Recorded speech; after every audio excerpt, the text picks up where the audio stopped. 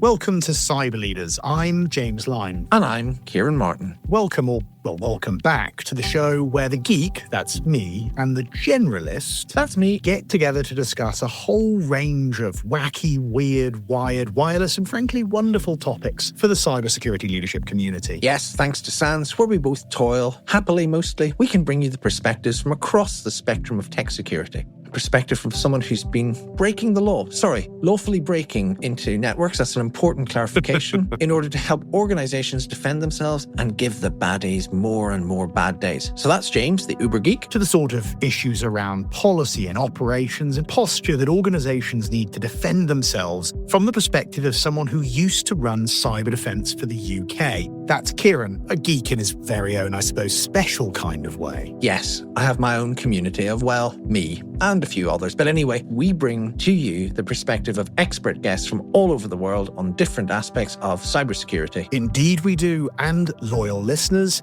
we know there are some, and we love you. Yes, and we do love our new listeners too. Well, yes, we love all our listeners, I suppose, yes, Ciaran. Both of them. Well, there's probably one or two that we might have an argument with. But anyway, we're going to do something new today, aren't we, Ciaran? Yes, an abundance of newness in this season. Our capacity to reinvent ourselves is boundless. We're just great. Well, particularly when we throw in a bit of AI suggesting new ideas. But anyway, ignore him, listeners. It's not from AI. How dare you? We're going to start today with a quiz. We are. It's a one-question quiz brain teaser. Einstein levels of challenge. We'll come back to him. But it is for a specific reason. It's to help you, dear listener, work out if this is the right podcast for you. Yes. Now, you know our long-running joke, maybe it's a joke, maybe it's not, about some of our listeners being compelled to listen because of court orders and things like that. But look, we're experimenting with new ideas for the podcast, so we want to give you, the listener, we want to give you an out in advance. So here's our question. When you saw this episode and saw the word Conti, did you think of... Option 1, the world-leading, market-leading, handcrafted espresso-making machines.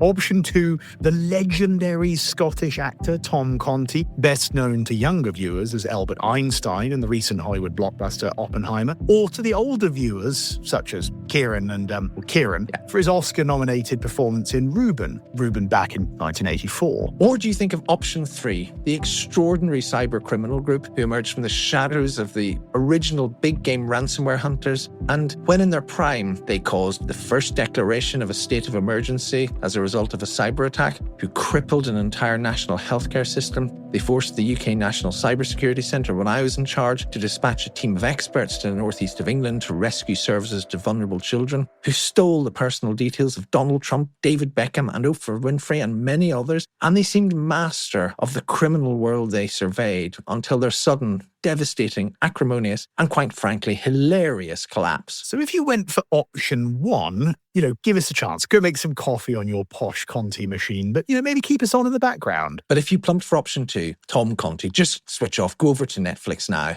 Give the great man the homage he deserves. I'd recommend the 80s classic Shirley Valentine, or maybe The Dark Knight Also Rises. The re-risening. But if you went for option 3, I can tell you with certainty, you are in the right place. Stay with us for an extraordinary story of the Conti ransomware gang. Yes, today we're going to be talking about the Conti ransomware gang, but there's only one problem, James, with this new approach of a really serious deep dive into such a specific topic. And that problem is, Ciaran? Well, James, how much do you know about Conti? Basically what you've already said, so I guess you'll have to say some more, or the episode is going to be rather short. Well, I do know a bit more than you. You're not actually that interested in threat actors, are you? They're just too human. You're just interested in the sort of buggy code that they sort of send you and what it looks like and so forth. But yeah, so I do know more about it, but I don't know enough about how to string out a whole episode. Well, yeah, that's fair. And I must admit, you're right. I do tend to be rather more obsessed with the digital chaos they tend to put out, or the artifacts or reversing malware. But I do respect there are some actual humans behind it. So good job we foresaw this issue coming, Ciaran. It's a bit of strategic planning has taken place. Well, by you, because that's why you're CEO, James. So what have you got up your sleeve? Or who have you got up your sleeve? Maybe both.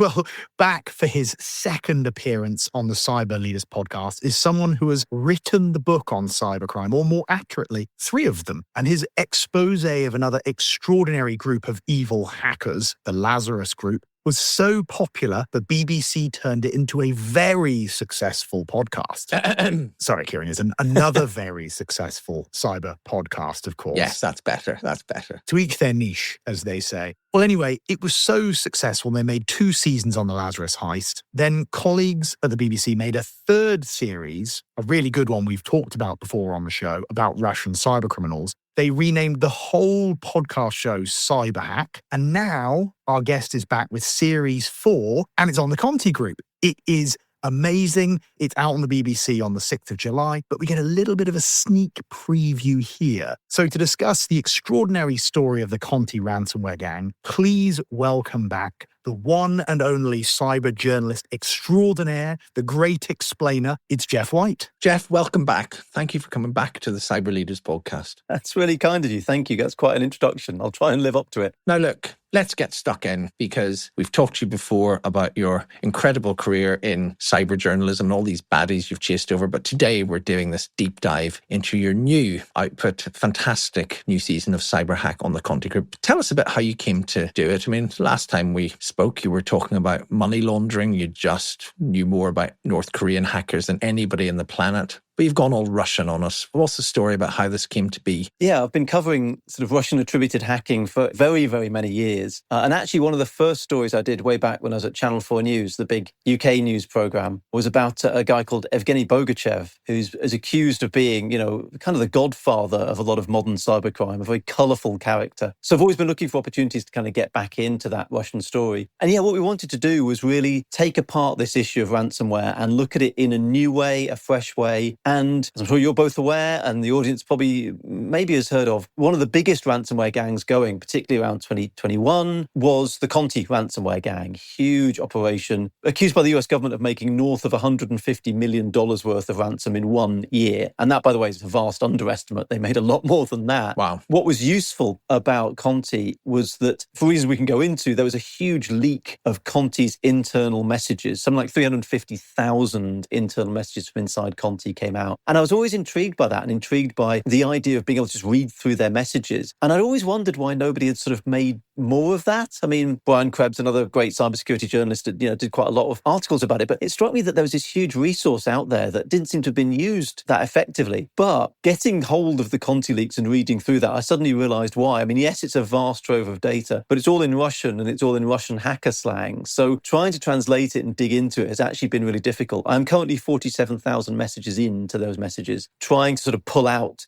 insight and trying to pull out data, but also trying to pull out sentiment from those messages. What's brilliant about this is you hear from the criminals themselves in their own words at the time they were committing the crime, and when they didn't even realize that those messages were going to be later leaked. So you really see into their whole interior world. It's absolutely amazing. It really is amazing. It's a fantastic story, and we'll definitely come back to what those messages tell us. But I think this partly shows we're programmed differently, Geoff, and it's more useful to have your programming than mine, because I'm the former civil servant. So I was just wondering, did they have a leak inquiry and did they find who leaked it?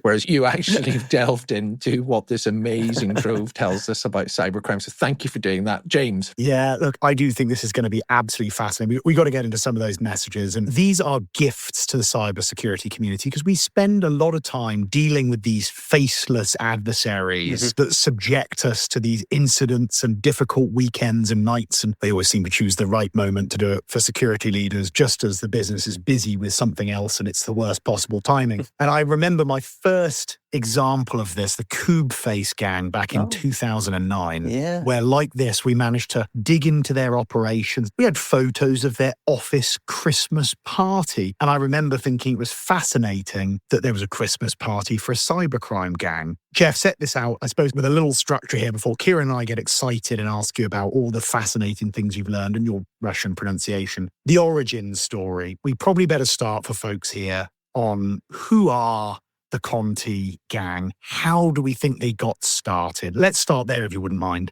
Yes. For me, I would sort of trace this back, and we've been informed by some great experts, including at the UK National Crime Agency, about this. So it's knowledge that I had a bit in my mind, but also has been filled in by lots of great experts, and at the National Cybersecurity Centre in the UK as well. Basically, this guy, Evgeny Bogachev, I think was a really pivotal figure. He was accused of developing a virus called Zeus, the Zeus virus, which hacked into bank accounts. It effectively intercepted online banking traffic. And they made out like bandits, those guys. They're accused of making upwards of $500 million between them. It's a vast amount of money. Evgeny was working with a couple of deputies, and one of the deputies he's accused of working with went by the nickname Bentley. Bentley or Benny was the names he was using. He was actually over in the US. He was a Russian individual based in the US. And what he was providing was money laundering facilities. And this is why one of the books I wrote was about money laundering. Laundering is absolutely pivotal to any big money crime campaign or illicit campaign. And so Benny was helping them out in Russia. Once they hacked into Americans' bank accounts using Zeus, Benny would help them move the money around. Zeus got cracked down on, the money mules got arrested, and Benny skipped town and went back to Russia, where he's from, and then effectively created a sort of spin-off of Zeus. Went under the nickname the Dyer Gang, who basically had a very similar virus used for very sort of similar kinds of things. Now, what's fascinating, one of the amazing wrinkles in this story is when they had the money back in Russia, they needed some kind of front company to wash the money through. And so the story emerged that they set up a film company called 25th Floor Film, because it was based on the 25th floor of a tower block in Moscow. And that was being used to wash money through,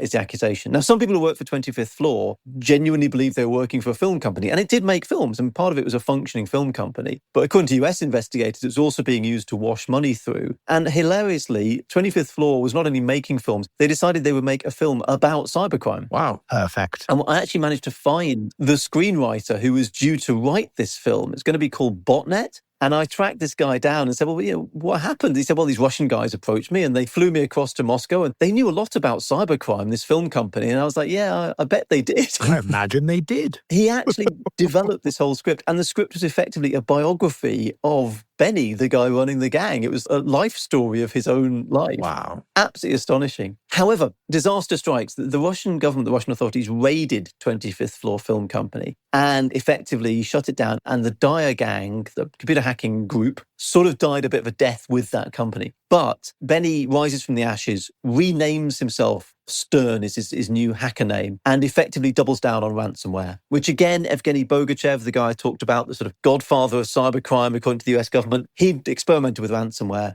But what Benny, who's now Stern, did was use the ransomware not to target individuals and encrypt individuals' computers, but encrypt companies' data, organizations' data. And with an individual, you might be able to get a few $1,000s out of them for their data on their laptop. With a company, an organization, you can hit them for millions. Good evolution of business model, Geoff. It's just fascinating, right? Evolving the business model and being really thoughtful on the kind of effort you put into cybercrime and how you're going to make more dollars by picking your targets. Things that businesses do. Yeah. Stay with us. We'll be right back. Hi, everyone. James Line here, the CEO of the SANS Institute. A quick thought for you. Cybercriminals have networks, dark web forums where they share what works, what doesn't, and where they're constantly sharpening their playbooks against us. So why shouldn't we do the same? That's exactly what the SANS Cyber Leaders Network is about. It's a place where CISOs and security leaders share what's actually working inside their organizations and what isn't, while getting access to world-class experts sharing insights into the latest threats and trends. You'll find me in there surfing around, sharing what works. So come join us at go.sans.org/CLN. That's Charlie Lima November. And if you're enjoying the show, one teeny tiny small favor, hit subscribe. That's genuinely all we'll ever ask of you. And in return, we'll keep fighting to bring you the guests and conversations that you want to hear. Appreciate it all. Now let's get on with the show.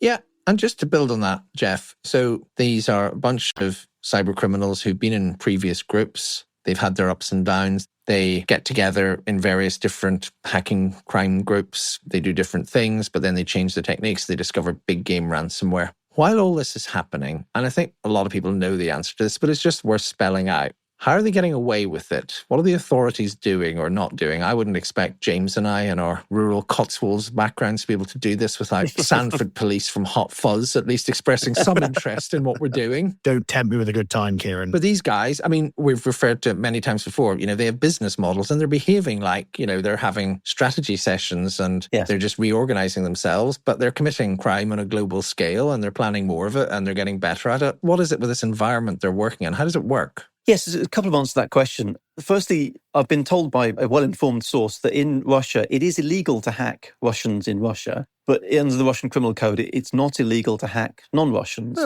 So for a start, Russian law enforcement responding to this, you're on a sticky wicket in terms of what you sort of charge these people with. What an interesting law. Yes, yeah. The second thing is obviously, the Russian Federation's relationship with the rest of the world has been patchy at best and is obviously now completely in the toilet. And so, what's the incentive for the Russian Federation to sort of go after these gangs? There's also a suspicion that there's Russian government involvement in some of these gangs. Now, I slightly push back on what some people say, which is, I bet the Kremlin run all of this and all these gangs are actually tracking back to the Russian government. I just don't think that's true. I think these gangs are completely money motivated, but they know which side their bread's buttered. They're working from within inside a country. Yeah. And if the Russian government comes knocking and says, we'd like you to attack a particular target, we think you've got into a particular target. Some experts have said there's evidence that the Russian ransomware gangs will play ball with that. Max Smeets wrote a book called Ransom War, in which he talked about, some of these ransomware gangs cooperating with what he called pioneering exercises. Yes. And so we do believe that there's connections between these gangs and the Russian government, but it is not true, I don't think, to say that they're working on behalf of. And from what Max Smeets' research dictates, and actually some other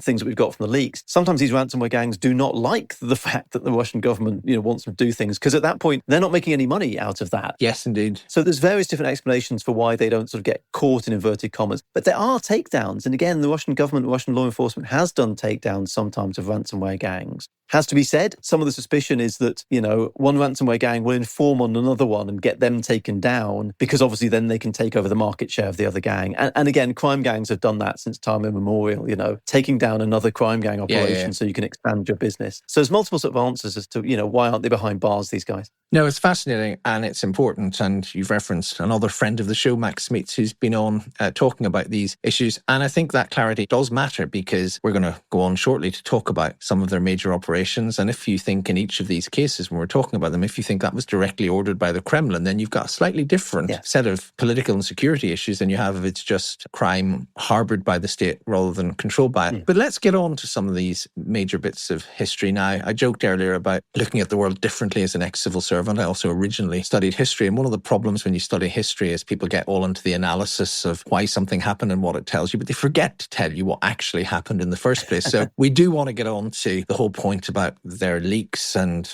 this trove that you're looking into and what it tells us. But let's just try and remind listeners, because for a while, I'm going to say 2019 to 2022, I mean, these guys were on the rampage. They were terrorizing the world. So let's look at some of these. So James, I think you want to start here with one of the hacks you're most interested in. Oh, yeah. You're right. In that time period, there are a lot of examples we could pick. We should probably go through two or three and we can ask Geoff if he's got a favourite. But I know one I do want to touch on because I thought it was fascinating. Graph or Graph, depending on one's pronunciation proclivities. A famous kind of luxurious jewellery brand for those who, may not be customers and so inclined. Yeah, I'd never heard of them until they got hacked.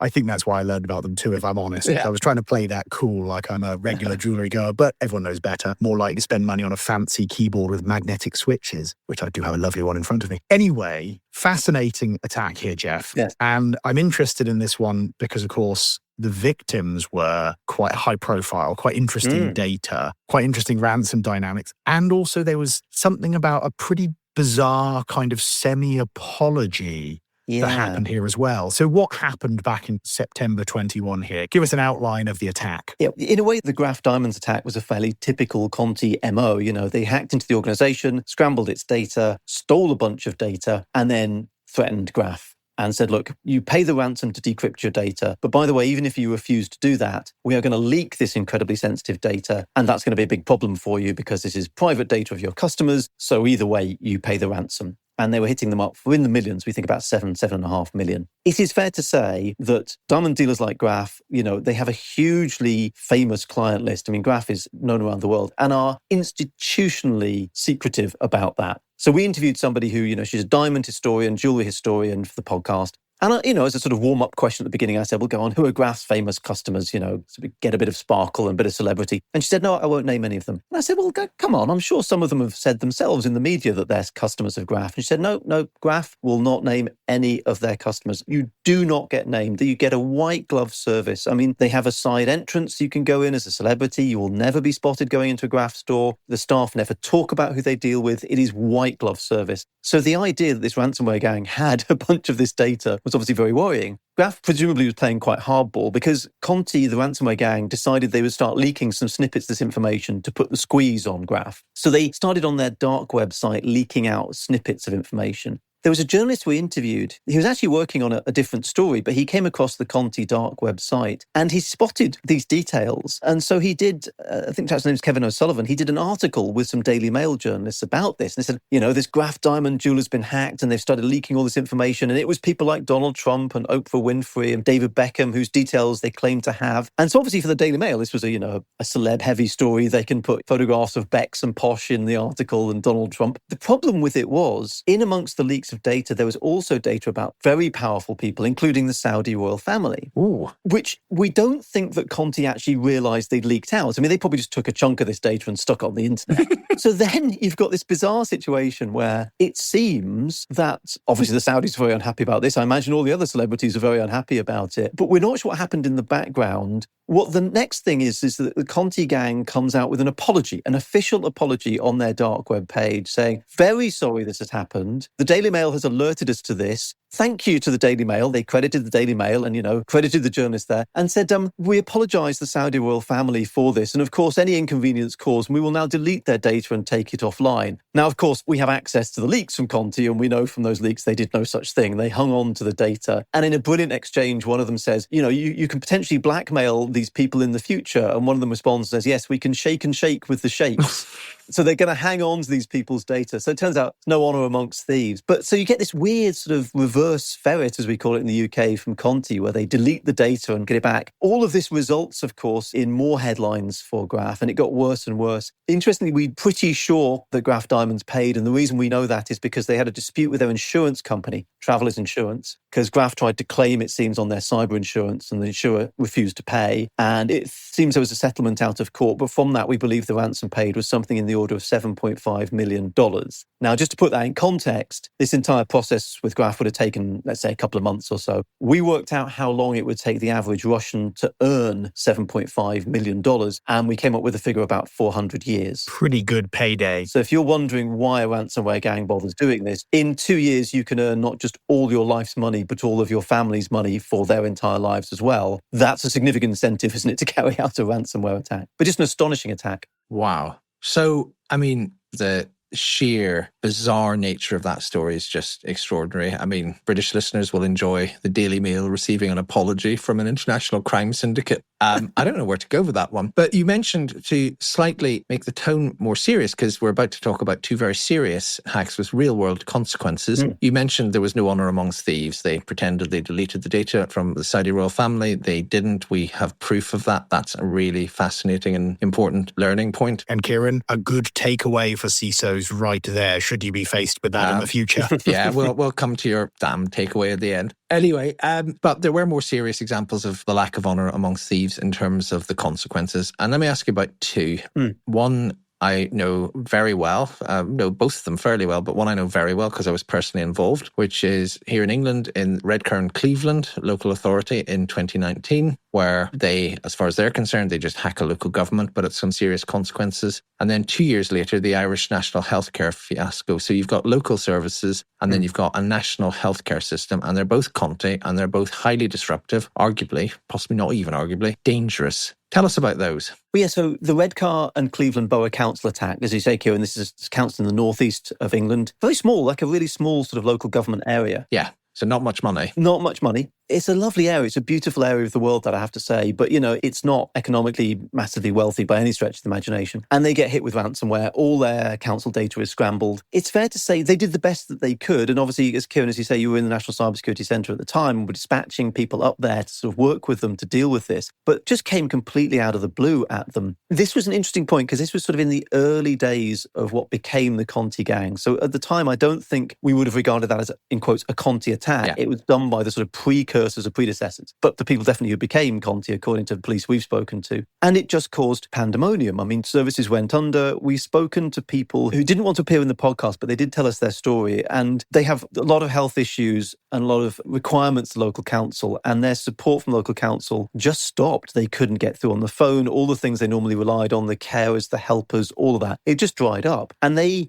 it's not easy being a couple where one person's the other's carer. Completely. They almost broke up. It almost split the relationship. And had it done that, both of them would have suffered, but also the partner who was in very serious health condition, God knows where she would have got help. That's the consequence. It's not just a ransomware attack and data. It's a really traumatic period of their lives. It really, really messed with them. And that's just one fallout from that attack. Completely. And let me just interject there, abusing sort of host privilege, because as you said, I was head of the National Cybersecurity Centre at the time, and it was a really interesting and troubling case about the human consequences, but also just from an operational point of view, how you have to manage risk. So another previous guest on the show, Paul Chichester, still the Director of Operations, he came to see me one day in 2019 and said, you need to know this. I've just sent a team of some of our best incident responders up to Redcar and Cleveland. And I said, what have you done that for? I knew there was a major issue, but it turned out there were some things that, whilst unpleasant, were manageable. The website not working, leisure centres struggling to stay open, and timetable confusion and so forth. There were the sort of very difficult issues you talked about. There's some issues about school transfers at age 11, but the big one structurally was vulnerable children's services, where all of the case data was locked out. So there were real issues about child safety. If somebody, for example, was getting out of prison and there was a case file that said, look, you need to have somebody at the family home if they have a history of violent offending or whatever, none of that was happening. So for the first and I think only time, we sent a team, a pretty large team, and as the council leader was good enough to acknowledge in public when all this was investigated in Parliament, they slept in camp beds in the office and they just worked flat out until they got most of it restored. So you had to triage what you cared about most.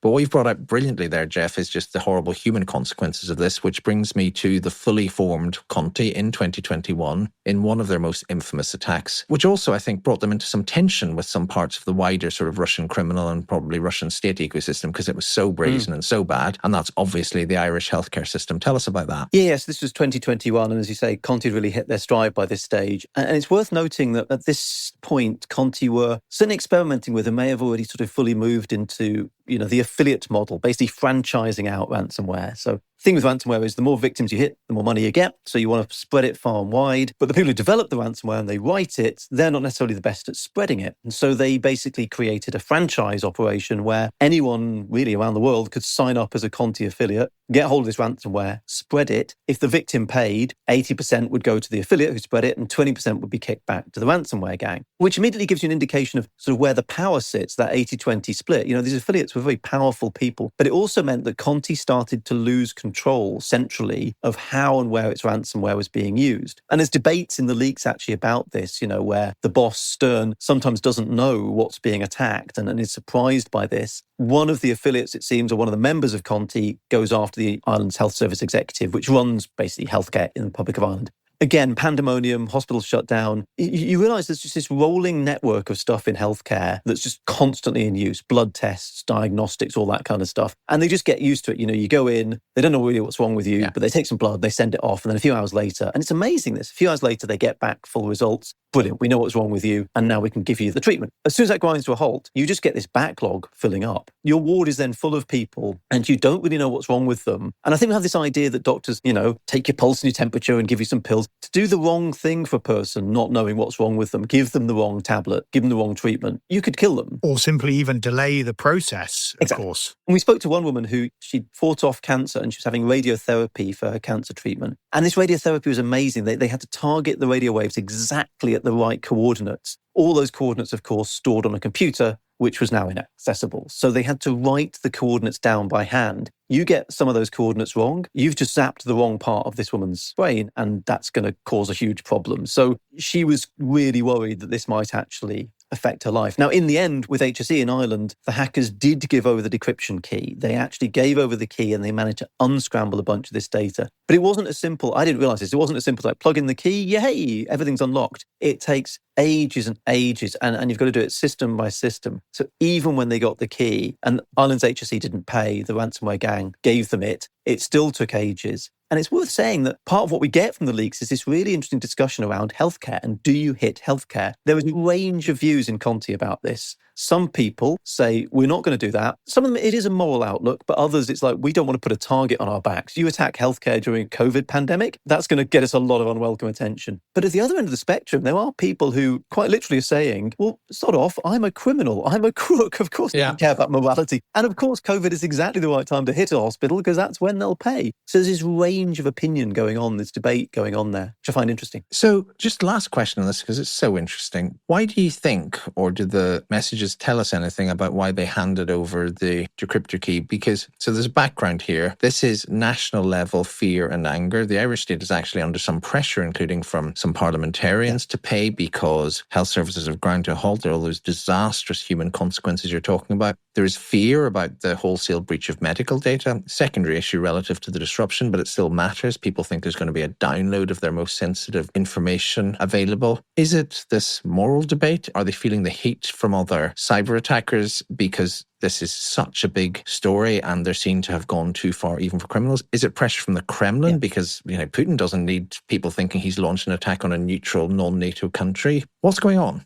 Yes, it is murky, to say the least. And there's various things we got told, which we haven't managed to substantiate about this for the podcast. But there's a few different dynamics in this. I think the Conti gang, and this is my sort of opinion, had got used to hitting American hospitals, which are private companies, effectively. And they got used to the idea that you could hit a hospital and it was a private company and they would pay a ransom. And that does happen. We've seen that happen. I think they maybe misunderstood what was happening with Ireland's HSE. I agree. And didn't realise, no, this is the entire country's health service. This isn't just hitting a private hospital. There's a bit of that. There's also the fact that the Russian embassy in Ireland came out with an amazing statement, which we put in the podcast, sort of condemning this and saying we don't support this. Now, as I say, I don't think these ransomware gangs are run by the Russian government, but a lot of them, certainly Conti's accused of being based in the Russian Federation. They don't want to piss off the government, for want of a better word. Pardon my French. So that clearly helped them, focus their minds. But also HSE from the very beginning said, look, we're not going to pay the ransom. I think in the end, the Conti gang went, look, this is just not worth it. Give them the key, walk away. We don't want any of the consequences to this. That's my back of the fag packet maths on that. But they're not done with governments yet, are they, James? They are not. And hey,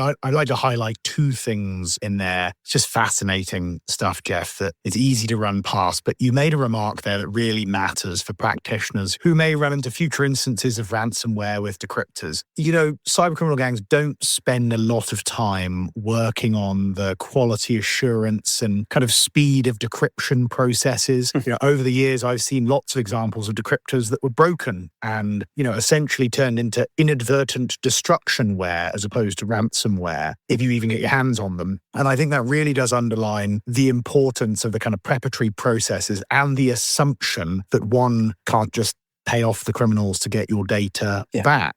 That's a remark that is, important to highlight to our practitioners here and that we can learn from. And the other thing I wanted to highlight, you kind of mentioned the targeting and what these tools can be used for. Back, Geoff, when you and I in the dark ages of cybercrime first met and there were dinosaurs romping around, I'd just run into one of the first examples of a malware gang, including an end-user license agreement, stipulating that you couldn't use their toolkit for law enforcement or hospitals because they didn't want the attention. And so, it is interesting. There is a whole spectrum of appetites and motives here, as you notion. And of course, they're after money. They're commercially motivated here, but creating an international political event may not be desirable, which of course brings us to the coup de grace here, Costa Rica. Yeah. So, 30 odd institutions hit back in April 22, a declaration of national emergency on the 8th of May 22. Tell us about what happened here, because this is stunning, isn't it? It's fascinating, and it occupies a fascinating place in the sort of history of the Conti ransomware gang. So, put this in context, from the chats, we know that late 2021, Conti were riding high. There's loads of amazing comments on them saying,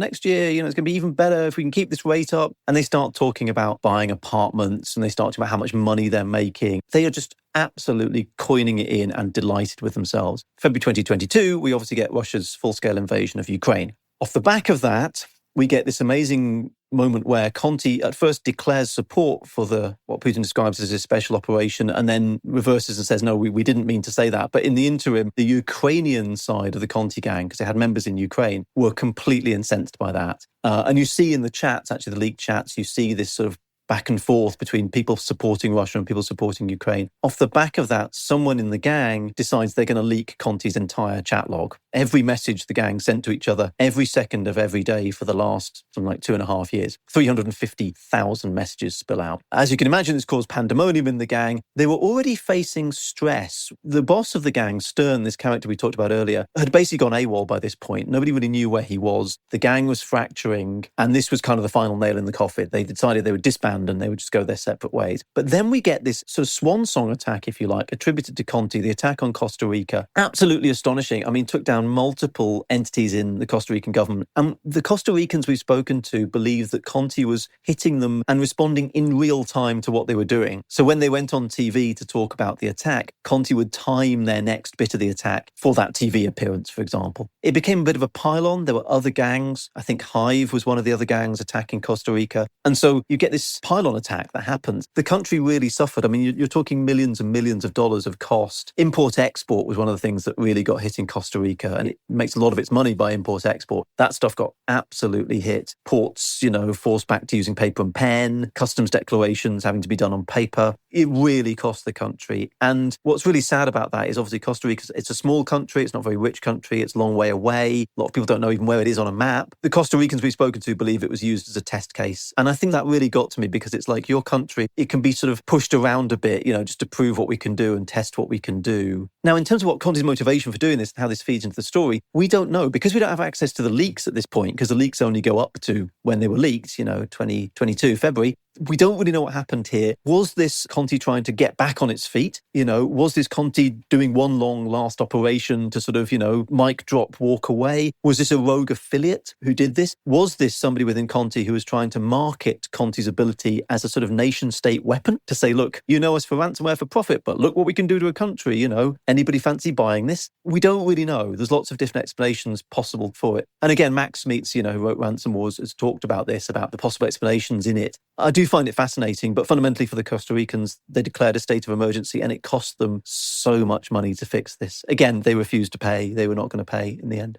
Yeah, it's something like 2% of GDP. It's an extraordinary figure, and It's quite a death rattle for the Conti group. I hadn't realised the leaks were before that, and it was already on its last leg. So just a quick question, Geoff. We know what's happened to some of these key people, the operators in Conti group? Are they reforming? Do they have a new badge? Are they living quiet retirements and luxury in some of those nice areas of southern Russia? Not so nice at the moment, but you know what I mean? Very good question, yeah. In the final tail end of the leaks, there's always discussion about parts of the gang reforming. There's a member of the gang called Fire who posts this very sort of heart-rending sort of final post and says, we shall meet again. We know that our operation will rise again. So we know there's the aspiration there. Certainly, the members of the gang who were affiliates who were using Conti's ransomware to go and spread it, some of them would inevitably have just joined the next ransomware gang to come along, because all these ransomware gangs are constantly, seeking new affiliates, new and experienced affiliates. So some of them would have moved on. In terms of the people at the heart of the gang, subsequent to the Costa Rica attack, we had this remarkable moment where, in the end, it was the German authorities, the BKA, who outed and named the person they believe is the true identity of Stern, the boss of Conti, this enigmatic character. They claimed he's a guy called Vitaly Kovalev, who's a Russian living in the Russian Federation. They released a photograph of him, a couple of photographs, but there wasn't really much to go on. And obviously, as a journalist, an investigative journalist, I like to see these people. I wanted to understand more about them. I want to sort of, hear from them, ideally. And in a remarkable turn of events, there was a Telegram account that got set up that was claiming to leak details of the Conti gang, their real identities, etc. Somebody replied to that Telegram account with a photograph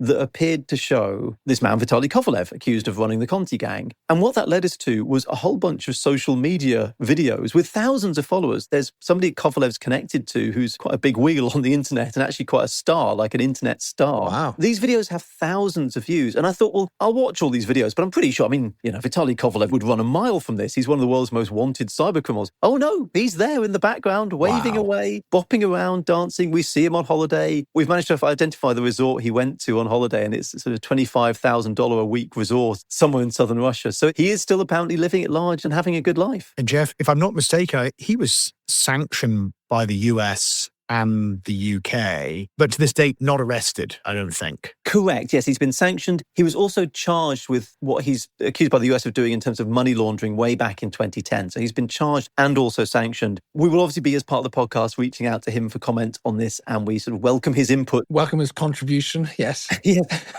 Good luck. So if he's listening to the show now, consider that an invitation. And Geoff, I do have to say as well, my little bit of background research on this, which will pale in comparison to yours, is fascinating when you look him up as a character and how he's covered on the Russian side in local language. I mean, he really is presented as an engineer. Yes. His certifications are on show. He's a stable system builder. Not a cyber criminal. He's kind of portrayed as a bit of an internet genius with connections to influence. It's just fascinating and not what you expect at all, is it? No, absolutely not. And I'm a bit conflicted about this because obviously having watched, videos in which he appears and sort of heard a little bit of him, it's disconcerting, the disconnect between what he's accused of doing, which is a campaign which, as we talked about, threatened in the end people's lives with targeting healthcare. The extent to which he knew that or not, we don't know. But the gang he was accused of running certainly did. But as I look at him, he's just got this very benign face. In the podcast, I describe it as if your car broke down and you were looking around for someone to give you a push. You probably think, he'd probably help out. It's really difficult to reconcile his demeanour with what he's accused of doing. And perhaps in his own head, he was just a business person. If the accusations against him are correct, maybe he thought, well, Conti was just a business that I ran. Maybe that's how he feels. I don't know. Fascinating, isn't it? Fascinating. And, Geoff, I know that over years of tracking cybercriminal gangs, a bit differently to you, as I say, I do tend to focus on the malware and the data and the attacks and exploits versus the humans. And, you and I talked on the last podcast where you joined us about how we could meet in the middle and you could learn a lot from following the money and thinking beyond the technical parts of it. And it does seem like this gang has dissipated off into other places. And the rumors are some of these folks ended up in kind of Black Basta, Royal Black, these kind of other follow-on gangs. And that will be hard for us to ever truly know. But I suppose I'd love to give you this opportunity, having now researched all of this for so many years and learned about these different gangs and these individuals. When you look at the leaks you've been pouring through, the 47,000 odd messages so far, what do you think overall it tells us about cybercrime? What are your kind of 2 or 3 macro conclusions from seeing the inside of the operation in a relatively unique way? The thing that's really come across to me is I've got this theory that these people are bright. You can't do this stuff if you're thick. They're not like hitting people over the head with a hammer. They are, developing computer code. They're extremely smart at what they do. I think if you're a smart person, it's quite difficult to wake up in the morning and extort people. Ransomware is a crime of extortion. You have to threaten your victim, intimidate them, and force them to pay. I don't think many intelligent people wake up in the morning comfortable with doing that. I think what their brain needs is a different way of framing this. You've got to have some psychological lens through which to see it, which makes it okay. And so I think the lens that Conti's members use, and from the chats, this comes through for me loud and clear, is this is a business. We are not attacking a victim. We are in competition with our victim. And you see that in terms of them describing themselves as post-paid penetration testers. The idea that you would normally pay for a penetration test to expose your vulnerabilities. Well, we've done one of those tests. We just didn't tell you we were doing it and you failed. So now you have to pay us after we've done the test. What they regard this as is not attackers attacking victims. What they regard this as is a competition between 2 businesses. There's the business that's defending, and there's Conti with its ransomware that's in competition. And when you're ransomed, when your data's encrypted and exfiltrated, you lost the competition. And like in any competitive state, you pay for that. You pay a money amount. I talk about the crime triangle where you have, villains and victims and heroes, the 3 things you need for crime, really. I just don't think they see the world like that. They see this as just competitors. They're competing between themselves as ransomware gangs. Their victims are competing with them. And the heroes, I don't think they see the heroes, the FBI and the likes of Sands Institute and stuff, as heroic. I think they see them just as competition. This is a state of nature. These people are brought up in a state of nature. And in a state of nature, the person with the biggest fists wins. That's just how it is. It's not criminality. It's just business. I think that's how they see it. And so I think for the defenders, if you're talking to your business in terms of, we need to defend against these attackers, I'm not sure that's the right way to explain it. I think you have to say to your bosses, you realize we have competition out there with these ransomware gangs. This is a hostile takeover. If we don't get it right, we are going to lose this business competition. In the same way you fund your business to be more competitive, you are funding your business in cybersecurity to compete against the ransomware gangs who are competing against you. I don't know whether that reframing helps, but that's certainly what I... Well, it absolutely helps because I want to build on it and ask you, let's take the Conti of 2021 in its pomp, causing havoc around the world. Those horrible cases we've talked about. If it were to regroup today, do you think we'd be any better prepared for it? It's a very good question. Oh, Ciaran, brutal. One thing that's useful about the big attacks we saw last year on UK high street businesses and also Jaguar Land Rover was it did raise the stakes with this. My mum, for example, actually, my mum had heard of ransomware before because she's, listened to all my output and read all my books, what you do as a mum. But, lots of mums and dads around the world, around the country in the UK, suddenly heard of ransomware and understood it was a thing. So for a start, there's understanding in communities, there's understanding amongst employees, and also businesses can use that to say, look, we don't want to go there. How do we not become the next Marks and Spencer's or Co-op or whatever? So I think there is learning there. My worry is attention spans are short. There's lots of pressures in other ways. There's economic pressures in the UK at the moment. It's not just learning the lessons, it's applying them long term. And so I would argue, yes, we're probably a bit better prepared than we were back in 2020, 21, but it's maintaining that and improving it, I think, was important. Really helpful, thank you. Well, look, we have kept you far too long because that was just so interesting. But that is all we have time for. Thank you Sorry, Professor Martin, what about my 30-second takeaway? James, look, this is a new format. It's a really, really cool deep dive into the history and lessons from a major cyber criminal group. Your takeaway, it just doesn't fit anymore. I mean, what are you going to ask Geoff to say? Like, what's his takeaway? Cyber criminals are bad. Don't hack hospitals, kids. That does sound like a good takeaway, frankly, and probably a T-shirt. But for the audience, just for visual clarity, seeing as you can't see, I now have tears in my eyes. Ciaran, I've got to have my takeaway. We've got to help security leaders with something tangible, aside from being fascinated, obviously. For goodness sake, well, you are the boss. Okay, can you figure out a way of shoehorning this in somehow? I've got an idea. Okay. It might be good. So, Geoff, as you know, I do want our listeners in the cybersecurity profession to have something that they can learn from this, aside from just being hugely entertained. I mean, you've shared lots of fascinating facts. So how about this? In 30 seconds or so, have a go at completing this kind of opening statement. I'll lead you in and see what you can come up with. The Conti Group showed us that we have to be better at dealing with cyber criminals in the following ways. Can you do something with that? I can give it a go, yeah. What are the lessons? The lessons are, out there in the world right now, there is a Conti gang or an equivalent who are surveilling your business. It's happening right now to your business. They are looking over your business and they are working out who you are, how much you're worth, and how they get in. So understand that for a start. And they're going around industry by industry. This week it's transport, next week it's pharmaceutical, next week it might be agriculture. So your chances of not getting on their radar are slimming down. So for a start, in the same way that, working out how vulnerable your flat is to being broken into, the best way is to break into it, start looking at yourselves as a target. If you're not doing it already, how are you vulnerable? What's your public exposure like? How much is out there about you? And I think this is what organizations really struggle with. What are the weak bits? And the difficulty with that, approaching that from an IT department point of view is the IT department will always look at the technical weaknesses. That's not what people like Conti look at. They look across the organization. They look at the bits that don't think they're going to attack.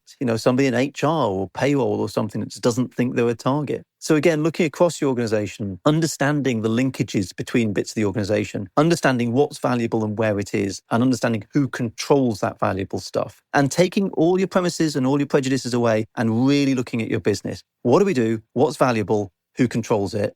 That's a good place to start, because that's what Conti will be doing to you. That's the surveillance exactly the Conti gang successors will be doing to you. That was annoyingly excellent, Geoff, because you've defeated my attempts to abolish James's takeaway because you did far too good a job. So, Geoff White, thank you so much for coming back on the show. And when is this excellent new series out? We are looking at the 6th of July for broadcast for Series 4 of Cyberhack. Excellent, thank you. There you go, folks. Well, Geoff, thank you again, not just for coming and tolerating Ciaran and I for a second time. You really are a glutton for punishment, but for the work that you do. I've known you a long time now, and these deep dives into cybercrime, I think, really do offer unique perspective to those of us that bury our heads in code. And I think it's not only fascinating, but incredibly helpful and a good reminder of why this work matters, the kind of life and limb impact that can come from it. So a personal thanks for your persistence and mastering of Russian where appropriate to read messages, including Russian slang. Oh, thank you. And with that, I think that is all we've got time for today. But again, of course, if you're fascinated in this topic, you can always pick up Geoff's upcoming podcast series. So thank you very much, everyone, for listening. Thank you for listening. Thank you, Geoff. To listeners, do leave us a rating wherever you got this podcast. People who understand modern communications technology tell us that sort of activity helps, especially if it's a nice rating. And if you have any suggestions or follow-ups on our show, email us at cyberleaderspodcast@sans.org. That's it. And again, thank you, everyone, for listening. Thank you for listening, and keep cybering. From me, Ciaran Martin. And me, James Line. It's goodbye. And friends, don't let friends use hackily put together decryptors from cybercriminal gangs.